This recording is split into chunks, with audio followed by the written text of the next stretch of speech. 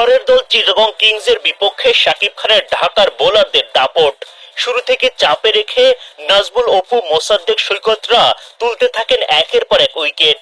দারুণ কিপটে বোলিং মুস্তাফিজুর রহমানের। কাটার মাস্টারের বোলিংয়ে চিটাগং কিংসের মালিক সামির কাদের চৌধুরীর মাথায় হাত। 4 ওভারে একটা মেডেন সহ মুস্তাফিজ খরচ করেন মাত্র 18 রান। বুধবার বিপিএল এ দিনের প্রথম ম্যাচে মাঠে নামে চিটাগং কিংস ও ঢাকা ক্যাপিটালস। টস জিতে আগে ব্যাটিং এ নামে স্বাগতিক চিটাগং। দলটির 2 ওপেনার নাইম ও আকবরী দেখে শুনে শুরু করেন। 8ম ওভারে প্রথম উইকেটের পতন ঘটে তাদের।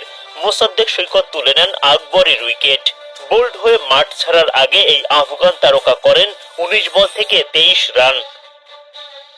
ওপেনিং পার্টনারকে হারানোর পর গ্রাহাম ক্লার্কের সাথে জুটি বাঁধেন নাইম। তাদের জুটিতে এগিয়ে যেতে থাকে চিটাগং। তখন ক্লার্কের উইকেট তোলেন নাজমুল অপু। রিয়াজ হাসানের ক্যাচে পরিণত হওয়া ক্লার্ক 18 বল থেকে 19 রান করেন। একই ওভারে আরো একটা উইকেট তোলেন Apu. Pak batter Hussain Talat down the wicket এসে আর ফিরতে পারেননি। দারুণভাবে স্টাম্পিং সম্পন্ন করেন লিটন দাস। চিটাগং এর হয়ে এক প্রান্ত আঁকড়ে ধরে রাখা নাইম ইসলামকে ফেরান মোসাদ্দেক সৈকত। মুনিম শাহরিয়ার লুফে নেন দারুণ একটা ক্যাচ। 50 না করতে পারার আক্ষেপ নিয়ে মাঠ ছাড়েন নাইম। 40 বলে 5-4 2 ছক্কায় করেন 44 রান। 96 রানে 4 উইকেট হারায় চিটাগং। এরপর হায়দার আলী ও শামীম পাটোয়ারি জুটি বাঁধেন। শামীম 15 রানের বেশি করতে পারেননি।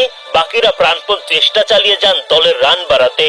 যদিও ওপরের সারির ব্যাটারদের ব্যর্থতায় শেষ পর্যন্ত মাঝারি মানের পুঁজি পায় চিটাগং কিংস।